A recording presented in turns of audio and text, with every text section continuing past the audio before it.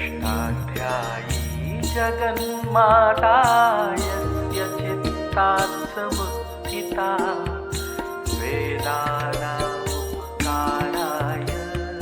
तस्मै पाणिनये नमः।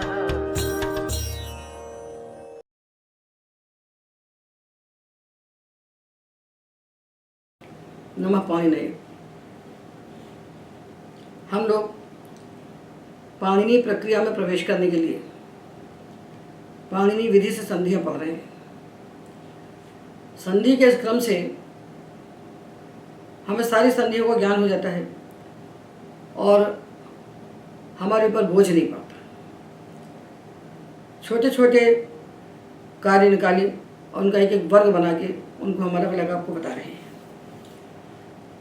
तो हम पदांत में होने वाली संधि का विचार कर रहे हैं कि पदांत में जो भी वर्ण होता है उसको हमें क्या करना चाहिए। तो अभी तक की चर्चा से हमने निर्णय किया कि पदांत नकार को तो कुछ नहीं होता है। नकार को जो अनुस्वार होता है नश्चा पदांत से झली से, वो अपदांत नकार को होता है। पदांत नकार को कुछ नहीं होगा। तो हमने अबाबंध धातु लिया और धकार का संयोगांत लोप कर दिया, तो अबाबन ये तिङंत पद बचा। ये पूरा कार्य हो गया, इसको कुछ नहीं होगा। उसके बाद हमने विचार किया शकार का, मूर्धन्य शकार। तो हमने अतातक्ष इससे लगाया अपृक्त प्रत्यय ता और सा, और इनका लोप करके हलग्यादि लोप किया। तो जो अतातक्ष बचा ये संयोगांत पद है। इसमें संयोगांत से लोपा नहीं होता। यदि संयोगांत पद ऐसा हो कि उसके अंत में ककार और मूर्धन्य शकार का संयोग हो, वो पद हो अथवा अपद हो, क्योंकि ये सूत्र तो झली पदांते कहता है। तो ककार शकार का संयोग जिसके अंत में है, उसके बाद यदि झल आता है अथवा वो संयोग पदांत में होता है, तो संयोगांत से लोपा नहीं होता। उस ककार और सकार का लोप होता है। संयोग के आदि अवयव ककार सकार का। तो अतातक्ष में हमने ककार का लोप किया तो बचा अतातश। इस अतातश को हमने झलाम जशवंते से, क्योंकि पद हो गया, अपृक्त प्रत्ययों का लोप करने के बाद ये जो अतातश बचा है ये तिङंत पद है। प्रत्यय लक्षण से इसकी पद संज्ञा है। तो जिस पद के अंत में शकार है मूर्धन्य, उसको क्या करें। तो झलाम जशवंते सूत्र ने कहा कि पद के अंत में आने वाले जितने भी झल हैं सबके स्थान पर जश आदेश कर दीजिए। तो शकार को हमने बनाया डकार जष्ट करके, अभावसाने से हमने उसको चर्त करके विकल्प से टकार बनाया। तो अतातट अतातट ये शकार का विचार हो गया। फिर हमने विचार किया चकार का, पदांत चकार का। देखिए संयोगांत से लोपा तो पदांत के लिए है, और उसके बाद जो सूत्र आ रहे हैं वो झली पदांत है। तो जब हम अपृक्त का लोप कर देंगे तो पदांत हो जाएगा, और तीसी इत्यादि प्रत्यय आने पर जब लोप नहीं करेंगे तो झल ही मिलेगा, झल पर ही मिलेगा। तो चकार दो प्रकार का है। एक तो वृश्च धातु का चकार है। तो अवावृश्च के बाद आने वाले तासा का हमने लोप किया, और वृश्च में जो संयोग के आदि में सकार है उसका इसको संयोग आदियों से लोप किया। तो जो अवावृच ये चकारांत पद बचा, इस चकार को चो को कभी नहीं होता। वृश्च धातु के चकार को वृश्च भ्रज सूत्र से मूर्धन्य शकार होता है। बचे हुए चकार को चो को से कुत्त होता है।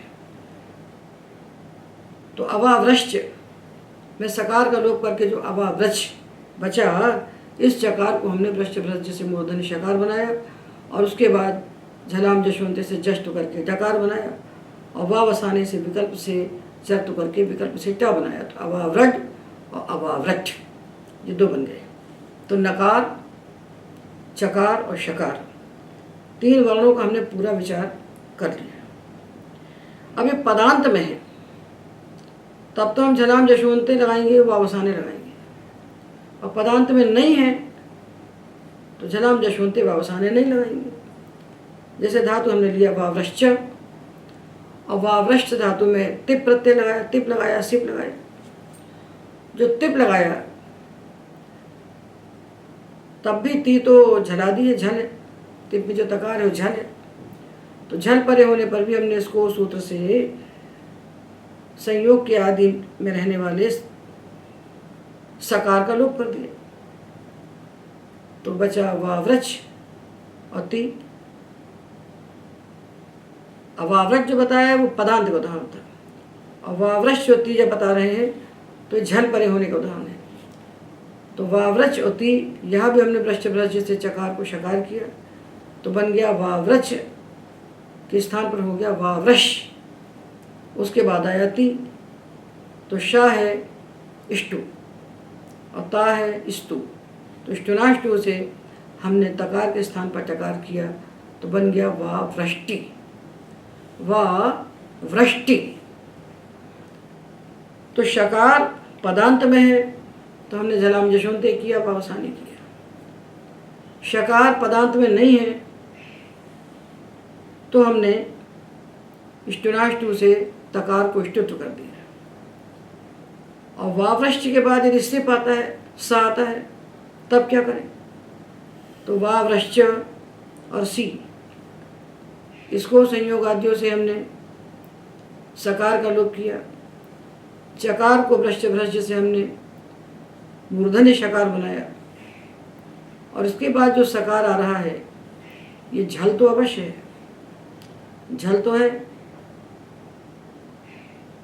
तो झल परे होने पर हमने शा तो कर लिया। झल परे है तो हमने वावृश्च का जो चा था उसको हमने चा को शा बना दिया।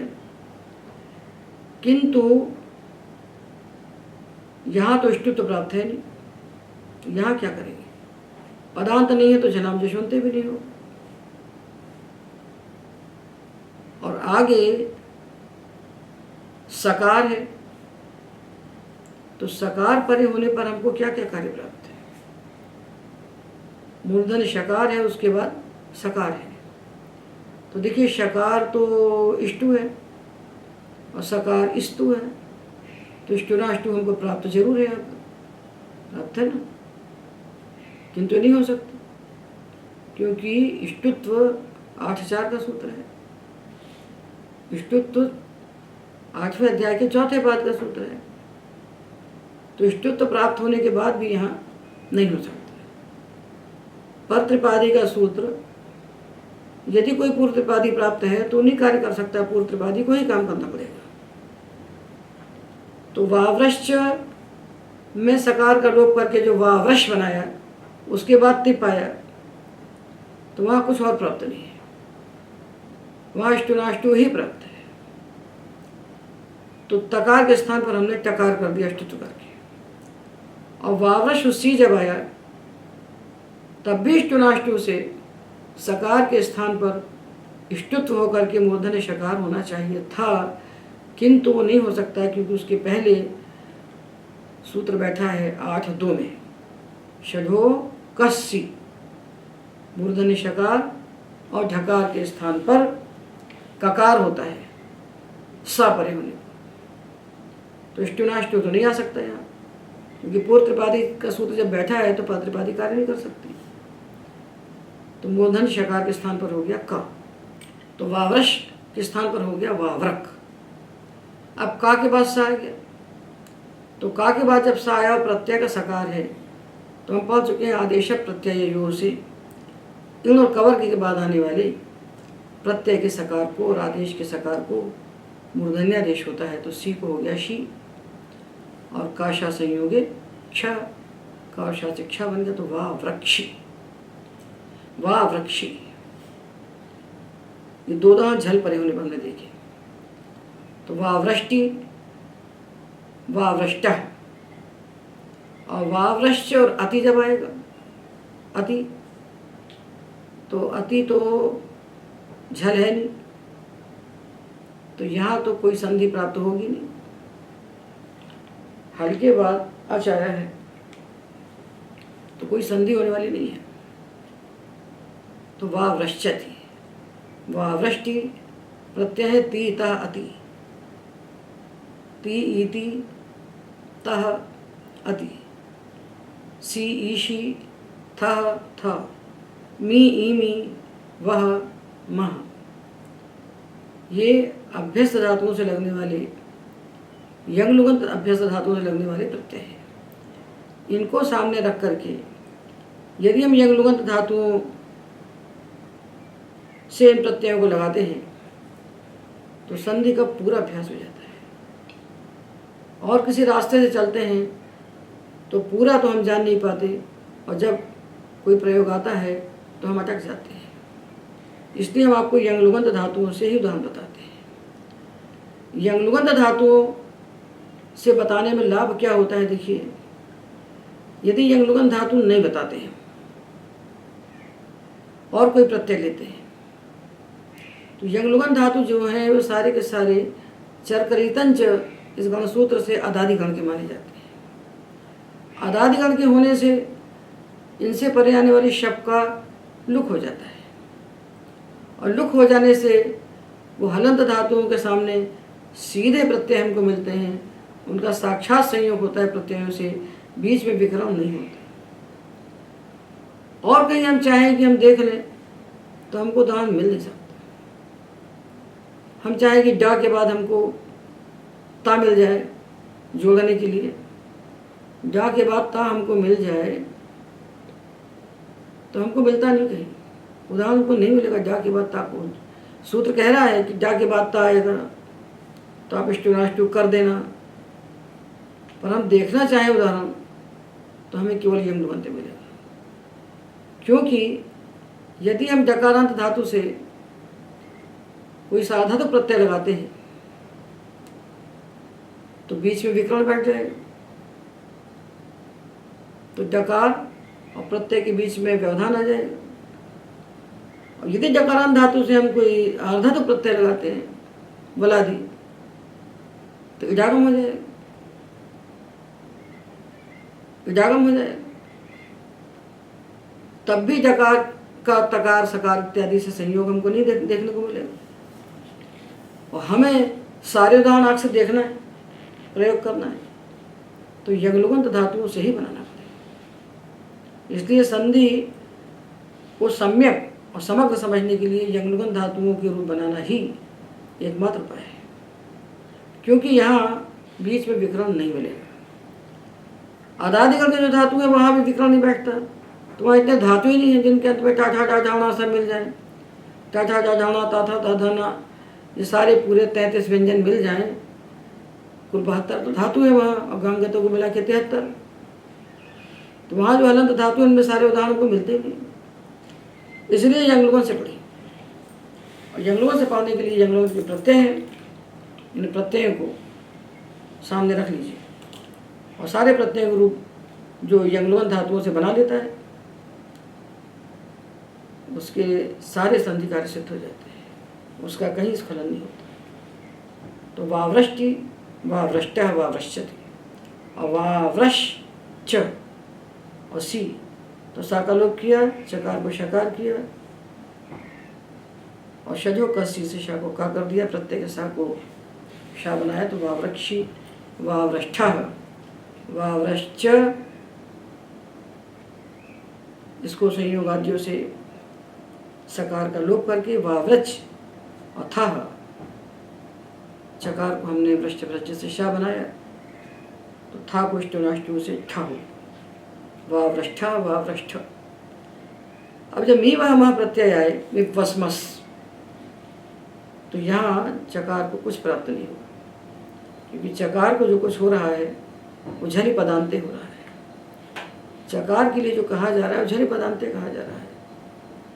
तो मिपस्मस यदि आते हैं आगे तो झल है ना पदांत है, तो वावृश्चमी, वावृश्च्वः, वावृश्चमः, हमने चकार का पूरा विचार कर लिया।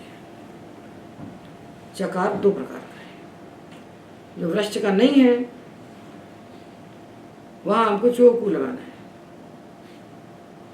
जैसे पापच, तो पापच, अपापच, इसके बाद ता सा प्रत्यय लगा के इनका हमने हलज्ञाति सूत्र से लोप कर दिया, तो अपापच बन गया चकारांत पद। इसका बाधक कोई नहीं है, बाधका भाव है। यदि बाधक नहीं है तब तो आराम से चलिए, यदि बाधक है तो आपको सावधान होकर चलना पड़ेगा। तो वृश्च के चकार को बांधने के लिए वृश्च भ्रश्च सूत्र बैठा है, और किसी चकार को बांधने वाला कोई नहीं है। तो वहाँ आप बिल्कुल आनंद से उस चकार को जो ककार बना लीजिए। तो अपापक बन गया, झलाम जशवंत से जस्ट किया तो ग बन गया, व बसाने से चतुर किया तो क बन गया, अपापक अपापक बन गए। ये तो उदाहरण हमने पढ़े पदांत की। अब हम झल ही देख लें कि पापच और ती, तो ता तो झल है, तो चौकू से चाकू का हुआ पापकती, पापकता, पापच और अति पापचति। हल के बाद अच आ गया तो वहाँ कोई संधि बंदी होने वाली नहीं है। पापचति, पापक्षी, पापकथा, पापकथ, पापचमी, पापच्व, पापचमः। तो हमने दो प्रकार के चकार का विचार किया। वृश्च धातु का जो चकार, उसके हमने रूप बनाए पदांत में, और वृश्च का चकार उसके रूप हमने बनाए झल परे होने पर। वृश्च से बचा हुआ चकार उसके रूप हमने बनाए पदांत में, और उसके रूप हमने बनाए झल परे होने पर। तो चकार का कार्य पूरा हो गया।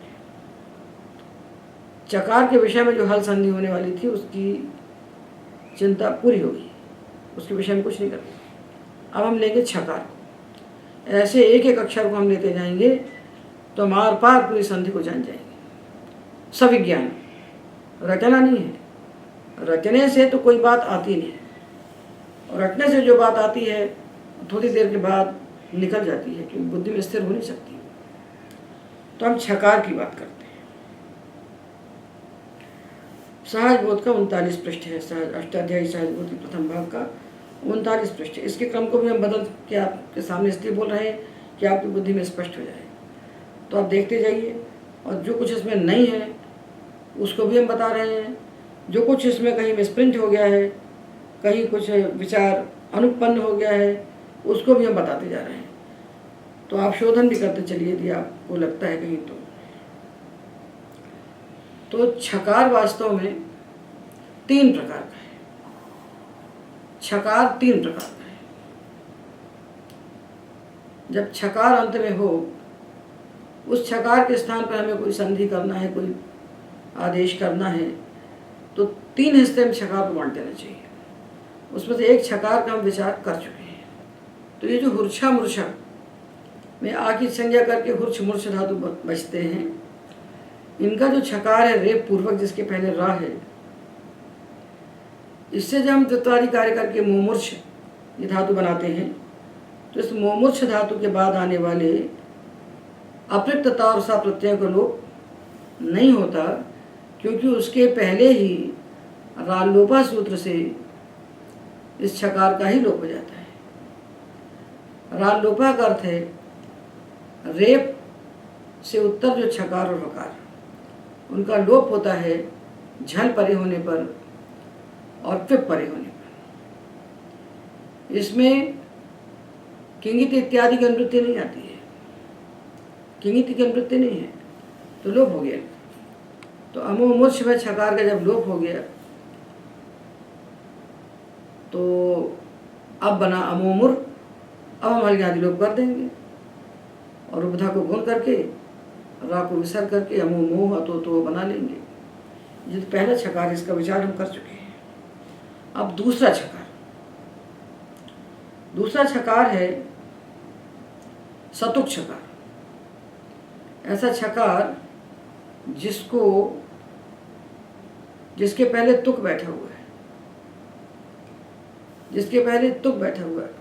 छेचा सूत्र से जिसको तुक का, जैसे गच्छ धातु में गम धातु को हम मकार को छा करते हैं तो छेचा से तुक का आगम हो जाता है।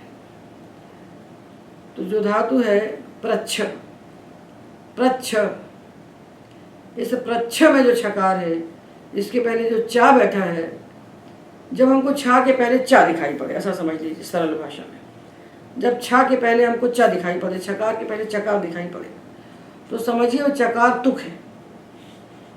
वो छह चा सूत्र से तुक का आगम करके ता वहाँ पर आया हुआ है, और उस ता को स्तोष्टुनाशु सूत्र से इष्टुत होकर के चा हो गया है। तो जो प्रच्छ का छा है, इसके पहले चा सुनाई पड़ रहा है, ये चा तुक है, और तुक के ता को स्तोष्टुनाशु से चा हो गया तो प्रच्छ बन गया। तो जिन भी धातुओं में हमको छकार के पहले चकार सुनाई पड़ता है, वो चकार तुक इस आगम का है, तो ऐसे छकार को हम सतुक छकार कहेंगे। जैसे प्रच्छ है, म्लेच्छ है, म्लेच्छ है, रीछ है। तो जिन धातुओं में लक्ष्य है, लक्ष्य धातु, तो जिन धातुओं में छकार के पहले तुक बैठा हुआ है, इष्युत होकर के वो चकार बन गया है। एक ही छकार है सतुक छकार, और दूसरा है अतुक छकार। जिस छकार के पहले तुक नहीं है, जैसे धातु हमने लिया वांछ, लांछ, धातु है वाछी, लाछी, इदित धातु है, तो इदितो नुम धातु से नुमागम किया, तो धातु बना वांछ। यहाँ छा के पहले ना है, लांछ में छा के पहले ना है, तो हमको ना से मतलब नहीं है, हमको मतलब है तुक ना हो। ऐसा छकार जिसके पहले तुक है, उसका नाम है सतुक छकार, और ऐसा छकार जिसके पहले तुक नहीं है, उसका नाम है अतुक छकार। तो ये देखिए वांछ और प्रच्छ, तो वांछ अतुक छकार है, और प्रच्छ का जो छकार है ये सतुक छकार है, इसके पहले तुक है। तो जो सतुक छकार है, इसको शा आदेश होता है, और अतुक छकार को जो कु से कुत्व होता है। तो कुत्व कैसे होता है? चा छा जा जा यहाँ के स्थान पर का खा गा गा हों, तो छकार को होगा खकार, चा छा का खा। तो दोनों को हम अलग अलग देखना पड़ेगा, दोनों का एक रास्ता है ही नहीं, ये दोनों छकारांत धातुओं का अलग अलग रास्ता है। तो ये जो प्रच्छ धातु का छकार है, ये सतुक छकार है। इस सतुक छकार के लिए पहले हम पढ़ें, बाद में हम अतुक छकार को लिखेंगे। तो अष्टाध्यायी में सतुक छकार के लिए सूत्र है छो शू दनुनासिके च। ये सूत्र है 6-4-19, 6-4-19 सूत्र है छो शू अनुनासिके च।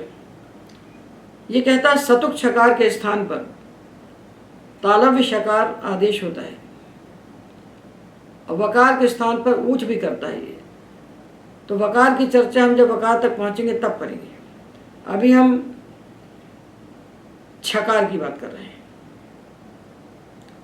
तो प्रच्छ धातु का जो सतुक छकार है, इस पूरे सतुक छकार के स्थान पर तालव्य शकार होता है।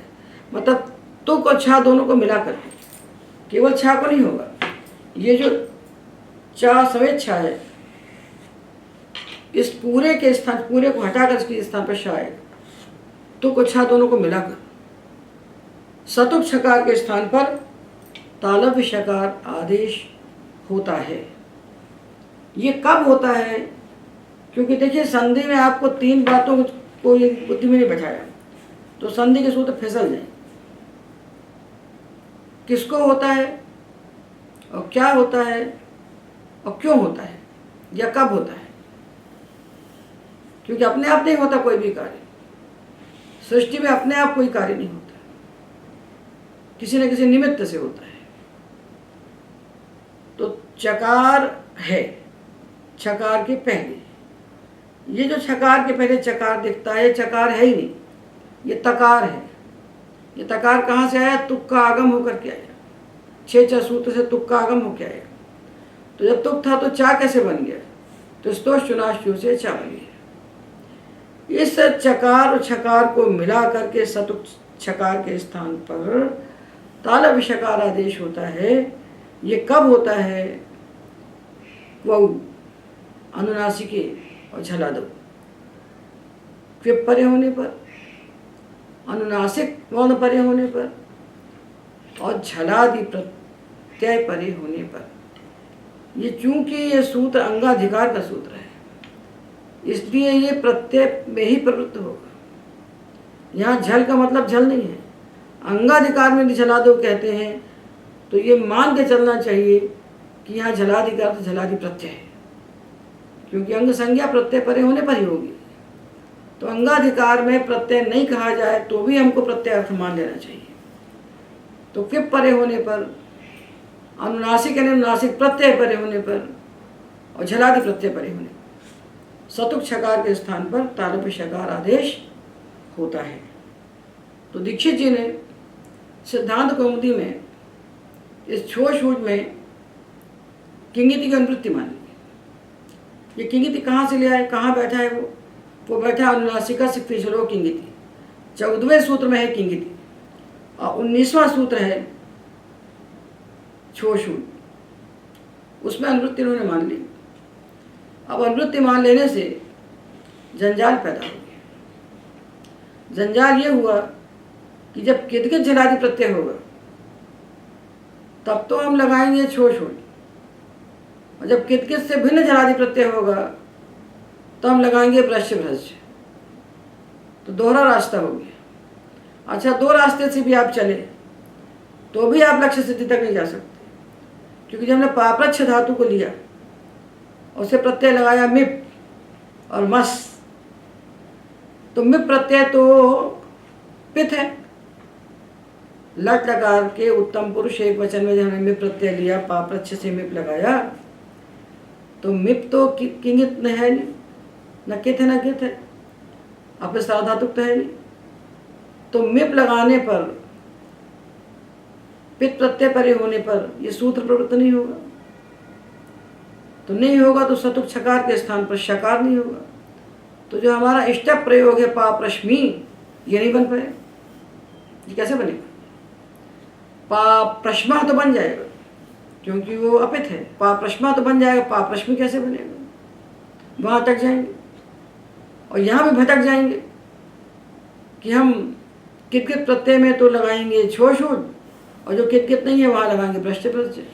तो उसी एक सतुक छकार को हम दो प्रकार से चलाते फिरेंगे। इसलिए वास्तविक बात यही है और भाष्य भी इसको प्रमाणित करता है कि यदि सतुक छकार है तो झलादि प्रत्यय परे होने पर वो किदगित हो अथवा किदगित ना हो। तो यहाँ किंगित की अनुवृत्ति नहीं मानना चाहिए। नहीं मानने से एकदम सरलता है और स्पष्टता है और सारे प्रयोग सिद्ध होते हैं। तो सतुक छकार के स्थान पर तालव्य शकार आदेश होता है। तो ये जो पाप्रच्छ है इसके सतुक छकार को हमें बनाना चाहिए तालव्य शकार, छो शूज अनुनासिक के सूत्र से। और कब बनाना चाहिए? झल परे होने पर अथवा झलादि प्रत्यय परे होने पर। वो झलादि प्रत्यय कैसा होना चाहिए? किदगित हो और चाहे किदगित ना हो, दोनों जगह होगा। तो ये धातु है पाप्रच्छ, इससे हमने प्रत्यय लगाया तिप। ये तिप झलादि है, परपित है, और जो ता है आगे तस, ये झलादि है, परपित होने से गित है। दोनों में ही हम ये सतुक छकार को छो शूज सूत्र से तालव्य शकार बना देंगे। और तालव्य शकार बनाने के बाद भ्रश्च भ्रज सृज मृज यज राज भ्राज शाम शाह सूत्र से इस तालव्य शकार को हम मूर्धन्य शकार बना देंगे। और मूर्धन्य शकार बनने के बाद इसके बाद में आने वाले ती और तह यानी स्तु को ष्टुनाष्टु से ष्टुत्व करके पाप्रष्टि पाप्रष्टः पाप्रष्टि पाप्रष्टः पाप्रच्छति। और पाप्रच्छ के बाद जब सी आया तो हमने सतुक छकार को तो शाह बनाया, उसको मूर्धन्य शाह बनाया और सी परे होने पर, सा परे होने पर उसको शजो कसी से का कर दिया तो पाप्रक्षी, पापृष्ठ पापृष्ठ। तो जब मिप प्रत्यय आया मी तो पापच्छ ये सतुक छकार है। उसके बाद जो मकार है ये अनुनासिक है, झलादि नहीं है, झल नहीं है पर अनुनासिक है। इसके परे होने पर भी हमने उस सतुक छकार के स्थान पर तालव्य शकार किया तो पाप्रश्मी, पाप्रश्मी तालव्य शकार ही रहेगा। इसको अब आगे कुछ नहीं होगा क्योंकि वो झलादि है नहीं। पाप्रश्मी और मस आने पर पाप्रश्मः, पाप्रश्मी और पाप्रश्मः। लेकिन जब वस आया वह तो ये तो ना तो झलादि है ना ये अनुनासिक है, तो इसके परे होने पर कुछ नहीं हुआ तो पाप्रच्छ। अब देखिए पाप्रष्टि, पाप्रष्टः, पाप्रच्छति, पाप्रक्षि, पाप्रष्ठः, पाप्रष्ठ, पाप्रश्मि, पाप्रच्छः, पाप्रश्मः। ये रूप बन गए और निर्बाध बन गए। और यदि हम किंगिति की अनुवृत्ति मान लें तो पाप्रश्मी तो हम नहीं बना सकते। इसलिए इस सूत्र में किंगिति की अनुवृत्ति न करके छकार के लिए हमको छोड़ छोड़ से यात्रा शुरू करना चाहिए। छकार यदि अंत में है तो छोड़ छोड़ से चलना चाहिए, सीधा संधि नहीं करना चाहिए। तो अपाप्रच्छ में जब हम लंग लकार के तासा प्रत्यय लगाएंगे अपृक्त, तो अन्यत्र तो हमने हलंत धातु के बाद हल याभ्यो दीर्घात से उनका लोप कर दिया। यहाँ भी हम लोप नहीं करेंगे क्योंकि लोप के पहले हमको ये अंग कार्य प्राप्त है। छोड़ छूट अंग कार्य है, छोड़ छूट संधि कार्य नहीं है। तो अपाप्रच्छ के बाद ये तासा प्रत्यय जब आए, ये अपाप्रच्छ में तासा प्रत्यय आए तो यहाँ अलगादि लोप अभी नहीं कर सकते। अभी हम इसको सतुक छकार को शा बना देंगे छोड़ छूट से, और शा बनाने के बाद हम तासा प्रत्ययों को लोप कर देंगे। और लोप करने के बाद ये जो शकारांत अपाप्रश बना ये हो गया पद। अब ये पद हो गया। इस पदांत शकार को हम वृश्च भ्रज्य सूत्र से मूर्धन्य शकार बनाएंगे इसको, और मूर्धन्य शकार बना के इसको हम वावस झलाम जशवंते से ड बनाएंगे और वावस आने से ट बना देंगे। तो अपाप्रज और अपाप्रट ये दो रूप बनेंगे। यही सीधा रास्ता है, यही सम्यक रास्ता है। अपाप्रच्छ, अभी इस अपाप्रच्छ में छकारांत धातु को हम वृश्च भ्रज्य सूत्र से शकार नहीं बना सकते क्योंकि वृश्च भ्रज्य करता है झली और पदांते। तो झल परे तो है नहीं क्योंकि हरियादि लोप पहले ही हो जाएगा। तो कौमुदीकार क्या करते हैं कि धातु लिया पाप्रच्छ, इसमें जब तिप प्रत्यय लगाते हैं तो तिप तो पित है, तो पित है तो वहाँ वे सतुक छकार को वृश्च भ्रज्य सूत्र से मूर्धन्य शकार बनाते हैं और तकार को ष्टुत करके पाप्रष्टि बनाते हैं। और जब तस प्रत्यय आएगा, तस तो ये अपित सार्वधातुक होने से गित है, तो यहाँ ये यात्रा प्रारंभ करेंगे छोड़ छूट से। तो तस आने पर ये पाप्रच्छ के सतुक छकार को तालव्य शकार बनाएंगे और फिर वृश्च भ्रज्य से उसको मूर्धन्य बनाएंगे और फिर ष्टुत करके पाप्रष्ट बनाएंगे। तो पाप्रष्टि पाप्रष्ट में दो अलग अलग प्रक्रियाओं का आश्रय करना पड़ता है। एक तो ये हो जाता है और दूसरे पाप्रश्मी में अटक जाते हैं। तो अब तो पूरे रूप बन गए हमारे। और जो ईट का आगम होकर ईति आता है वहाँ चूँकि आज़ादी है तो कुछ होता ही नहीं, इसलिए उसको हम नहीं बता रहे हैं। पाप्रच्छी थी, पाप्रच्छी, पाप्रच्छी में उसकी कोई आवश्यकता है नहीं। हल संधि में उसको बताने की कोई आवश्यकता नहीं है क्योंकि अब रूप सिद्ध नहीं कर रहे हैं, हम संधि बता रहे हैं। उनको बताएंगे जब हम तिङंत की सिद्धि करेंगे। अभी तो तिङंत को सामने, तिङ प्रत्यय को सामने रख के हम संधियाँ बता रहे हैं।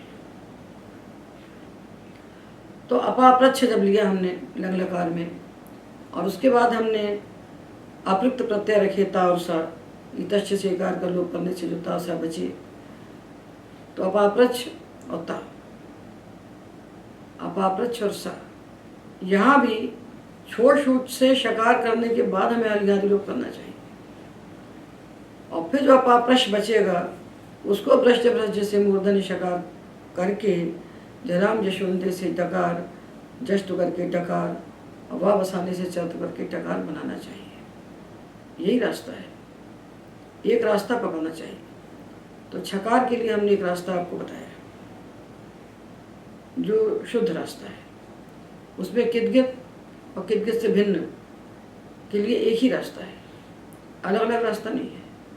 और यदि किदगित की अनुवृत्ति मान लेते हैं हम, तो हमको दोहरे रास्ते में चलना पड़ता है। पित प्रत्यय में हम अलग चलेंगे और अपित में हमको अलग चलना पड़ेगा। और छोड़ छूट में किंगित की अनुवृत्ति न मानने पर एक लाभ हमें और होता है कि छोड़ छूट बना देता है शब्द, छोड़ छूट शाह बना देता है, और उस शाह को भ्रष्ट भ्रष्ट मूर्धन्य शाह बना देता है। तो भ्रष्ट भ्रष्ट सूत्र में फिर छकार कहने की आवश्यकता नहीं रह जाती। जो छशाम शाह कह रहे हैं उस छकार को कहने की आवश्यकता फिर नहीं रह जाती है। ये एक लाघा और होता है इसमें। तो ये हमने दूसरे छकार का विचार किया। पहला छकार था रे पूर्व छकार, मूर्छ ऊर्छ का। दूसरा छकार हुआ सतुक छकार, प्रच्छ, लच्छ इत्यादि धातुओं का, ब्लेच्छ इन धातुओं का। और तीसरा छकार है इनसे भिन्न छकार जो अतुक छकार है, जिस छकार के पहले न तो रेप है और न तुक है। उस छकार को हम चोक सूत्र से कुत्व कर देंगे। वहाँ कोई बाधक नहीं आएगा चोक को। तो वांछ धातु ने लिया वावांछ और ती, वावांछ और ती। अब इसको वावांछ को जब हम लिखते हैं धातु को, तो उसको हम अनुस्वार पर श्रवण करके यहाँ बना देते हैं। तो बेचारे बालक को तो यहाँ दिखाई पड़ता है और है वो ना। तो अभी हम उसको यहाँ क्यों बनाएं? यहाँ बनाने वाला सूत्र जो है वो 8-3 का है, अनुस्वार करने वाला, पर श्रवण करने वाला 8-4 का है। अभी 8-2 का चौकू बैठे हुआ है। तो जब तक 8-2 का सूत्र अपना कार्य न कर ले तब तक हमको 8-3-8-4 लगाना नहीं चाहिए। तो वावांश में हमको नकार ही लिखना चाहिए। तो वावांश धातु हमने लिया, उसके बाद तिप प्रत्यय जब आया तो ये झल है। और जो सूत्र जो कुत्व करता है झली पदांते करता है। किसको करता है? सतुक छकार को छोड़ करके करता है। सतुक छकार को छोड़ करके करता है। तो छकार को उसने छोड़ दिया, सतुक छकार को। तो वावांश में जो छा है इसको हो गया जो कु से कुत्व। तो छा के स्थान पर हो गया खा, खा हो गया।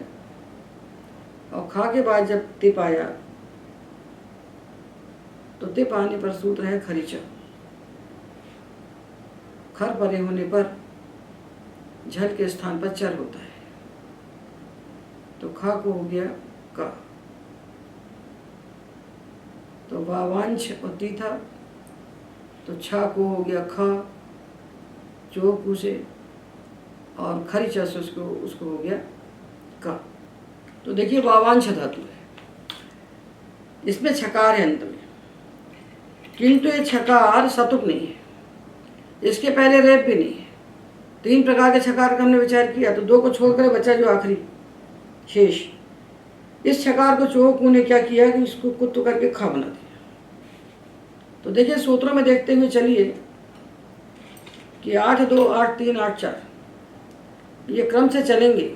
जिस क्रम से आ रहे हैं उसी क्रम से चलेंगे, क्योंकि ये त्रिपादी है। तो वावांश और ती में पहले हमने चोकू से छा को खा बनाया, क्योंकि यहाँ वावांश में छोड़ छूट की प्रवृत्ति नहीं है।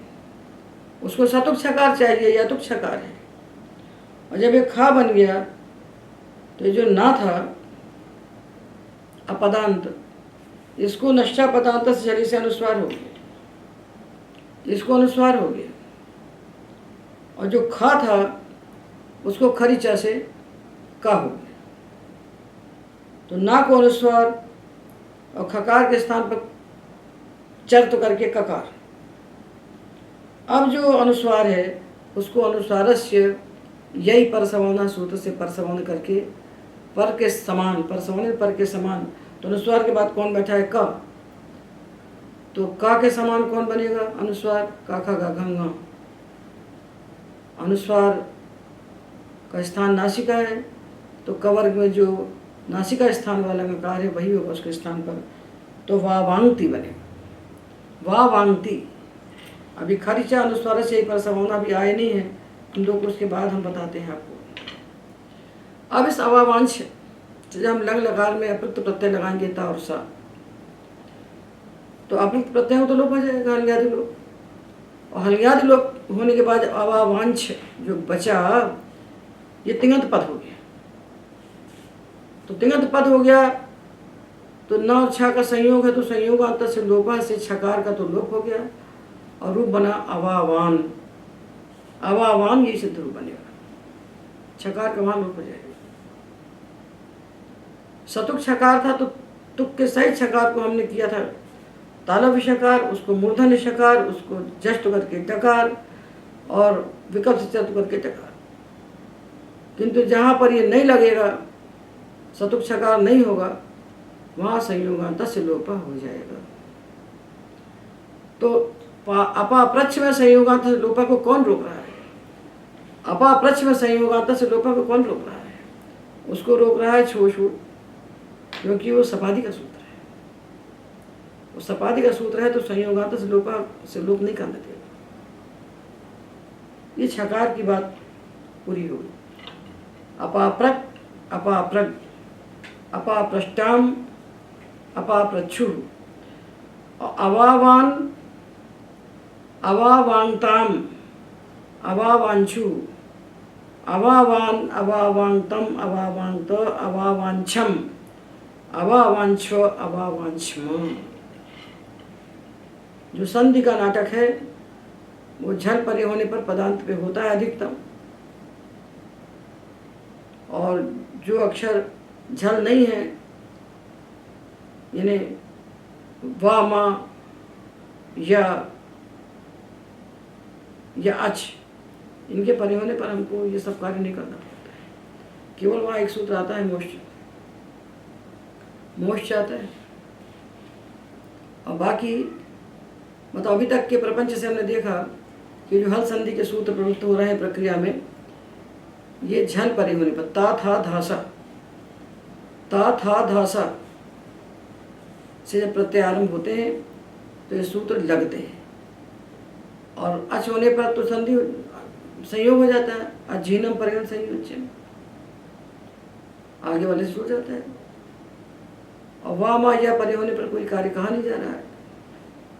तो तथा धासा के विषय में सावधानी से हमें विचार करना चाहिए, तो हमारे हल संधि के कार्य हो जाएंगे। तो हमने छकार का पूरा विचार किया।